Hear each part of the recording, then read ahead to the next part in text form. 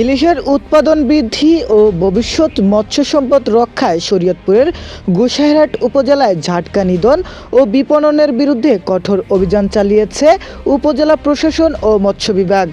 ভোররাতে পরিচালিত এই অভিযানে একটি মাছের বাজারে ভ্রাম্যমাণ আদালত বসিয়ে 50,000 টাকা জরিমানা আদায় এবং 4 মণ ঝাটকা ইলিশ জব্দ করা হয়েছে। মঙ্গলবার 20 জানুয়ারি ভোর 6:30টার দিকে উপজেলার নাগেরপাড়া ইউনিয়নের নাগেরপাড়া মাছ বাজারে এ অভিযান পরিচালনা করা হয়।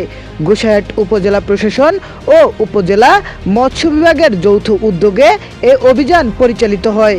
অভিযানকালে মেসার্স হালিমা মৎস্য আড়তে ঝাটকা ইলিশ ক্রয় বিক্রয়ের প্রমাণ পাওয়া যায়। এ ঘটনায় আড়তের মালিক মোহাম্মদ মোশাররফ হোসেনকে বাংলাদেশ মৎস্য সংরক্ষণ আইন 1950 লঙ্ঘনের দায়ে ভ্রাম্যমাণ আদালতের মাধ্যমে 50,000 টাকা জরিমানা করা হয়। ভ্রাম্যমাণ আদালত পরিচালনা করেন গোসাইরহাট উপজেলা নির্বাহী অফিসার নুসরাত আরা খানম। এ সময় বাজার থেকে আনুমানিক 4 মণ ঝাটকা ইলিশ জব্দ করা হয়। পরে জব্দকৃত ঝাটকা স্থানীয় 6টি এতিমখানায় বিতরণ করা হয়।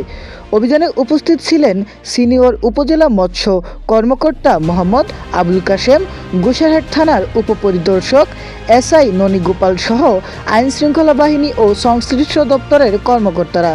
এ বিষয়ে সিনিয়র উপজেলা মৎস্য কর্মকর্তা মোহাম্মদ আবুল কাশেম বলেন, দেশের ইলিশ সম্পদ সংরক্ষণ ও উৎপাদন বৃদ্ধির জন্য ঝাটকা রক্ষা অত্যন্ত গুরুত্বপূর্ণ। ঝাটকা নিধন ও অবৈধ বিপণন বন্ধে এ ধরনের অভিযান নিয়মিতভাবে অব্যাহত থাকবে।